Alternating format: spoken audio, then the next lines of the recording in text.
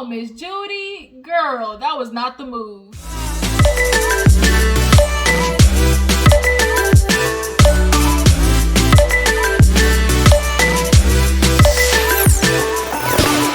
Welcome back to my channel. I know that's not the usual introduction you expect from me, but after watching this Love and Hip Hop family reunion episode, it got me in my feels a little bit. You know, watching them just kind of talk about, you know, God and faith and believing, you know, what he has planned for you and just what you plan for the future. Like, it just really brought up some old stuff, you know, had a little bit of PTSD moments of, you know, shit that went on through my life. So a bitch started drinking. And hello, welcome to your first drunk review. I'm hopefully going to stay on track and I'm not going to go too far left and I'm not going to stutter too much. But I got this drink here with me, so the further I get down in this cup, who knows what's going to happen. It is what it is. Yup. So let's go ahead and get into the review. If you're new to my channel, sorry you're catching your girl at a moment like this, but if you're going to come to my channel, you're going to catch me at the real. All right? You're going to catch me all moments. You just happen to catch me lit as hell today. All right? So make sure you hit that subscribe button. Don't you come over to my channel and not subscribe. And all my returning jujus, y'all know what y'all got to do. Hit that like button. Let me know that you guys stopped by. All right? So Love and Hip Hop, you guys. I noticed they're really trying to give us a whole bunch of shit as they're trying to figure out the COVID filming situation. We got the family reunion. Then next we got this couples retreat thing, which is basically like marriage boot camp to me. But whatever, we'll take it. All right. So we open up the episode with Scrappy kind of holding this, you know, congregation. You know what black folks be going through shit. We need to talk to the Lord. And hopefully God hears us, because I'm sure a lot of people is praying to that man right now. He is definitely working overtime. So Scrappy goes first and just is rambling, and everybody's like, "Damn, Scrappy, can we pray over the food? You know, can we eat?" And he was just going and going. Finally, Karlie was like, "You know, Scrappy, for the next play, let's play over the food. Let's play over the food. Let's pray over the food." So then after that, Paris has a moment which I really resonated with. She just kind of talks about how, like, you know, usually she's like the happy-go-lucky and, you know, laughing and always, you know, cracking jokes. Like, that's me. Like, I just love making people laugh. Like, I love being the one that's funny. It just really kind of is my thing. And a lot of people who really are, you know, the jokesters and make people laugh, like, we try to laugh to cover up what's going on inside. So when she kind of said I was really going through a dark moment and not a lot of people knew it, like, that was me. Like, growing up, I was going through a lot of dark shit and a lot of people just didn't know it, because I was always so happy-go-lucky. So I really resonate with Paris. Sierra went next, and she just kind of talked about how she was struggling and, you know, trying to find her way. She just had to, like, pray that God knew what his plan was. So then we get to Mendeecees. And Mendeecees, you know, he usually don't talk. He said that. He's like, I usually don't do this. Like, I'm not, you know, a talker. But he gets up and he starts telling his story, talking about how him and his brother, you know, he's like, you know, growing up was rough. You know, some days me and my brother didn't know where we was going to eat.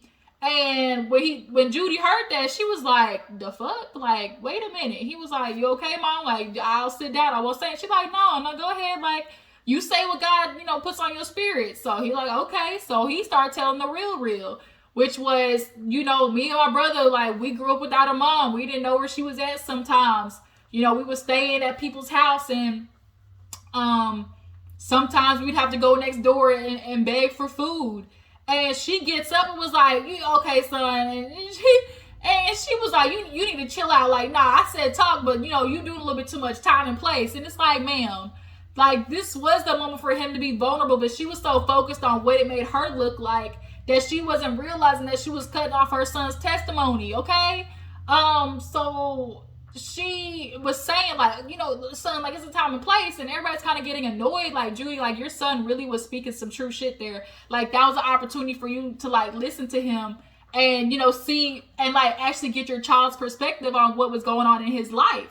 So he keeps going and just kind of talks about how, you know, not having his mother there was, like, different from him and his brother. So she's like, you know, let me say some things. And she just kind of tried to basically defend herself, like, You know, I was young when I had him, and, you know, I went through some things, but I'm here now. You know, that's what matters. And so she's like, I don't know why you're talking about that, like, because this is where I am right now. And he was just he was using that as a way to be like, Mom, I'm not bashing you. I'm just saying, look how far we came. Look where we're at now. But she was just so focused on, she was guilty. You could definitely tell she was guilty, because in her confessional, she talked about how, you know, she had them young, and sometimes she would come home and, you know, the kids would be looking for Mom, but she would be too drunk and everything. You know, so she very much knows what she did in her childhood. But what really pissed me off when he was talking about how, you know, oh, I would, you know, we wouldn't have people around us, and, you know, we'd have to go to the neighbor's house. She hit him with the, well, where was your grandma? Bitch, what do you mean, where was his grandma? Where were you? Where the fuck were you? That's the question. It's like, she kept saying, like, oh, I left him with his grandma and his aunties. That's not who was supposed to have him. Like, you're totally missing the point. So Yandy steps up and just kind of tried to reassure Judy, like, girl, ain't nobody trying to judge you. Like, whoever looking at you, like, they got skeletons in their own damn closet. So Sierra, like, she's like, you know what, I get how Judy feels. Like, she was on the street trying to, like, make a living, and she had to let her daughter go live with, like, either her godmother or her grandmother or something like that. So she gets it. And then when Yandy just kind of, like, tried to help Judy, like, understand, he, like, Mendeecees was like, Mom, I'm proud of you. What I'm trying to say is I'm proud of you. Like, you paid attention to the wrong damn part. So he walks away with Yandy, and she feels bad because she's like, my husband, he don't talk a lot. You know, he ain't really you know, he really ain't vulnerable. So for Judy to kind of ruin his moment, which a lot of people was like, damn, Judy, like, you should have really let him talk. Like, you would have learned a lot. It was hard watching that.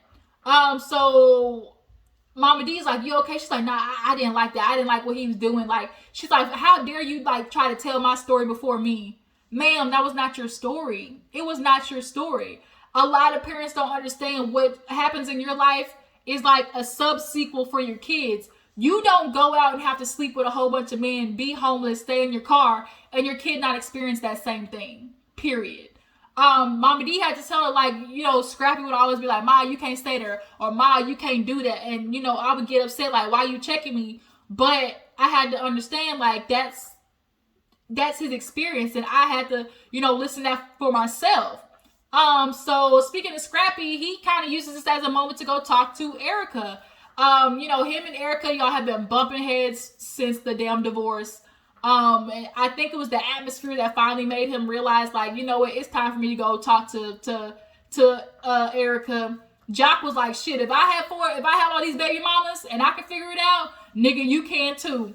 So Scrap and Erica were talking, and, you know, Erica's kind of like, look, like, I know it's hard for us. You know, we usually bump heads, but, like, we got to figure this out for our daughter.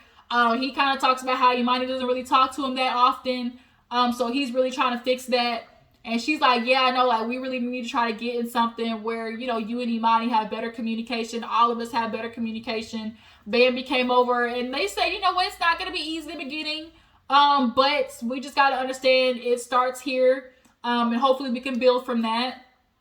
So Yandy's outside talking to Mendeecees, and she's kind of telling him, like, you know, you really need to talk to your mom. They are a family who don't really express the issues. There are a lot of families who go through shit in life, but they don't actually really talk to each other about what happened. My family was kind of like that for a little bit, but I'm such a vocal person, and that I think it kind of dominoes into making everybody else talk about their shit. There are some moments where, like, I'm talking to, like, family members, and we actually talk about the stuff that happened in our life, because I had a rough upbringing when it comes to, like, it wasn't like we were struggling or nothing. Like, I had everything that I needed growing up. But when you go have parents that go through a divorce and it gets messy, like, think of Melody and Martell messy without the baby. Like, that's the shit that we were going through. So I had a lot of shit going on. So, you know, just thinking about that. Lord Jesus. Ooh, Lord Jesus. Ooh. Lord Jesus, take the wheel. But yeah, so everybody has their thing. So Mendeecees is like, I don't know if she gonna listen to me. Like, is she gonna talk to me? I don't know. But Mandy's like, you need to do it. Like, y'all need to try to get over this. So, Erica and Yandy go to talk while Mendeecees in his see shit. Oh Lord. Okay, Lord, help me get through this. Please, Lord, help me get through this. Judy comes in to talk to Mendeecees. That's what the fuck I was trying to say. Mendeecees is looking at his mama's like, you know, you okay? She's like, nah, I'm not. And she was like, you know, you had no right to try to tell my story, because she was in her confessional saying, oh, how dare you try to tell my story before me? And it's like, ma'am, he was telling his perspective. You were so focused on the fact that you heard negative things about you. When parents hear negative things about that their child is saying about them, they immediately take defense to it. And a lot of the times kids really are saying, you know what, mom, even though you did this, like, even despite all of this, we accomplished this. But they so focused on the negative part that she missed that Mendeecees was trying to say, ma'am, look, we made it this far. Like, look where we come from. But she comes in and she was kind of like, you know, I didn't expect you to say all that. Like, there's a time and a place. And he's like, see, mom, like, you're not listening. Like, you know, I'm just saying, like, we grew up in the 80s and we both went through that. You know, me and him, like, we would have to go to the neighbor's house and try to figure out food and, you know, everything like that. And she was like, so what you trying to say? Like, you gonna resent me? Like, you hate me is what you trying to say? He was like, I hate you. Like, what? And she, like, parents automatically always take it to the extra when it comes to them. Like, bitch, that's not what I'm saying. I'm not saying I hate you, but damn, there were some times you were not the greatest parent, period. So she's going off, and Mendeecees is trying to explain to her, like, mom, all I'm trying to say is this is what we went through. Like, that was my perspective of our childhood. So now Mendeecees feels like he should have shut up. And it's like, but no, like, then you got internal turmoil that you have on going through with yourself. And that's not fair to be dealing with your shit because you don't want to hurt your mom's feelings. So production is trying to be like, let him talk. He's like, nah, forget this. Like, fuck this. She don't want to listen. Like, that's why, you know, I can't really talk to her. I should have just kept my mouth quiet. And Judy's just really taking it as like he's trying to attack her. But you have to understand, Judy, you being 17 and not coming home and being out in the streets and allowing them to basically fend for themselves. Did you not think that was for you to be like, oh, I left you with your grandma and your aunties and they were there? Like, the fuck? Like, the point was not for them to be there. The point was for you to be there as a mom.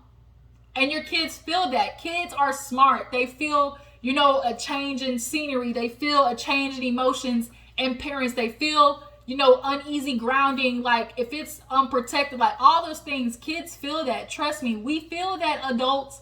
Just like you remember when you were a kid, you felt that shit going on with your parents. And sometimes when parents become adults, they forget what it was like to be a child. So when their child says something, they don't really hear it, you know? So she gets mad and leaves. Erica's in the room talking to Yandy, and Yandy's kind of talking about how, like, she, you know, is struggling with Mendeecees because of, you know, clearly what he's going on in his life. She's like, sometimes, you know, the way that he parents and, you know, how he is with us, like, I can just tell, like, you know, this stuff really affected him, which is why I don't know why Judy, like, she can't listen to her son. She's like, I don't know what I'm supposed to do. And Erica's just like, look, girl, like, I went through it. Like, my mom, when I tried to tell her what was going on in my life, she didn't want to hear it. She was like, girl, that was not your worst, you know, your experience as a child. Like, and it's like, bitch, what are you supposed to tell me, like, my experience?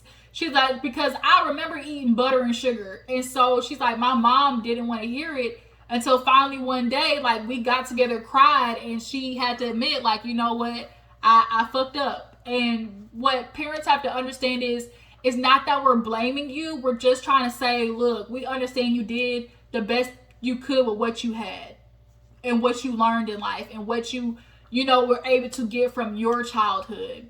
So Yandy's having a hard time speaking to Judy, though, because Judy be taking a lot of shit on her. We've watched Judy over the years definitely come for Yandy.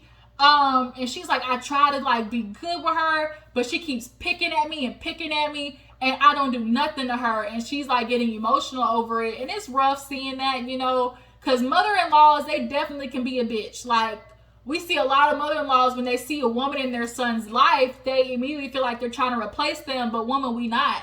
but also at the same time, a lot of you black women is Christians, and the Bible clearly says when you get married, you must cleave to your spouse, not your parents.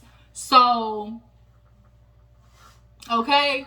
But Erica, she's like, Andy kind of goes into how Mendeecees like questions everything, questions life, like their relationship, even their children, like their daughter can't even have sleepovers. He's super protective, and Erica's like, girl, I get that, because you know, with what happened with me, my mom not being there, I just never want to put my children in a state to get harmed, like, or in a place to get harmed. And she got super emotional, which only means to me that she, you know, went through shit in her life, you know, that probably ended up with her being abused. So parents just got to understand, like, leave that open space for your children to be vocal with you and not feel like they're going to get in trouble for telling their truth, you know? A lot of parents don't do that, which ends in that kind of like, ooh, sorry, I had to burp. You know, when you start drinking, that weird burp come up. But yeah, it kind of ends in, you just really got to allow your kids to feel like they can say something without you taking it as disrespect, regardless of you not liking it. Like, their truth might hurt your feelings, but you got to be okay with that shit, okay? You got to be able to keep those lines of communication open. So after that, we see a little scene with Trick Daddy Dollars looking at Apryl's ass. Basically, the only reason he went to work out was so he could look at her. And Apryl tried to teach him a few things after his misogynistic, sexist ass ways at the table. But Trick is one of them old, inappropriate uncles who don't realize they inappropriate. He really thought, like, telling Apryl, like, oh, I just like a woman who brains and look good and can stand by me, you know, be supportive. He thought that was, like, congratulate her or, like, lifting her up. And it's like, nigga, I got a degree. I got a job. Like, I do way more. And all you men are supposed to do is provide. And shit, y'all barely be doing that. Niggas these days, boy, if a bitch let them sleep on their couch, as long as they can provide good dick, they'll do it. And women, y'all gotta stop letting these niggas do that, period. Like, men these days are something else, and the narcissism that comes with it is through the roof. Like, bitch, the only thing you provide is dick and a couple of dollars, but I can fix a couple of dollars if I work hard enough and stop worrying about your ass. But I put myself down and don't take care of me as much because I'm concerned about your fragile male ego. And so he like, the only reason I came here is to look at Apryl. And it's like, you do understand how perverted that is? He's like the old inappropriate uncle. I immediately thought of Medea's family reunion where he had a girl reach down in the barrel for the drink and he was looking at her ass. I immediately thought of that. And it's like, y'all niggas nasty. Apryl walks away because she like, I can't do it with him. Like, I just can't. With his old beer belly. He's shaped like a motherfucking hippo. Trick is just, he looked like he smelled like Vaseline and cigarette smoke. Like, he looked like he smelled like, I can't with Trick. He looked like he smelled like old cocoa butter and a 40. So moving on. So after that, we see a scene with Mendeecees and Scrappy, and I actually really appreciated that scene between them two. Just really kind of talking about their growing up. Mendeecees talked about how his dad really wasn't there. Like, he woke up, he realized, like, one day he was transporting drugs, didn't even know it. You know, in the 80s, like, he was just going, and they would give him stuff, like, oh, drop it off here. And little did he know, he was a little goddamn traffic monkey. Like, they was sending him back and forth with drugs. So, one day he said his aunt, like, called him across the street and was like, you know who this is? And it was that dude's dad. And the dad hit him with the, oh, you know who, this is who I am. And he, like, the only thing he said was, what's up? And, like, left. And it's like, you ain't say nothing to me after that? Like, this is really all you got to say to me? Like, okay. And as a boy, I can imagine that's like, well, damn, that's fucked up. And from Scrappy's perspective in his childhood, Mama D was a pimp. Then from the 80s, a pimp named Slipback, okay? And she was tricking bitches out the house. Like, they had to sleep in the master bedroom because they had hoes with Johns in and out the house. But for Scrap, he's like, shit, we had to get it out the mud. And as parents, you do what you got to do to feed your kids. And I never fault anybody for doing the best they can with what they had and what they learned as a childhood. But I really enjoyed that scene between those two. So we get to the end where the Trinidadian, like, J'ouvert or whatever, J'ouvert, something like that. Karlie throws it. We all know she's Trinidadian. Okay, she's Trinidadian. Trinidadian. Oh, my bad. Oh, Lord, it's kicking in, y'all. I'm a little drunk. Okay, I'm a little drunk. let me hurry up and end this review. So we get to the end, and they're doing the stuff, and Karlie gets up and kind of explains what J'ouvert is, where you just basically are celebrating life and mocking the slave owners because they really try to take us from our land and use us as goddamn like just workers, y'all. They work the fuck out of us, and even through all the black struggles, I still would choose to be black all day, every day. Okay, it might not be Black History Month, but damn it, we gonna celebrate black people. Toast to that. All right, I'm just looking for any reason to drink, y'all. Whoo. So Mendeecees' mama get up there. He just kind of like throws a joke and was like, "Oh, I'm gonna try to check that cut from her. Hopefully she won't swing at me." And Yandy was just kind of like laughing.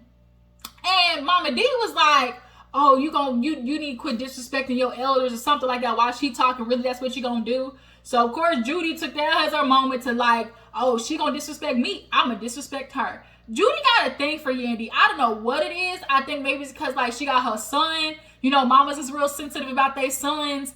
But Yandy's like, "I'm not doing this with you, Judy," and she ends up leaving. Like, she's like, "I'm not doing this shit with you."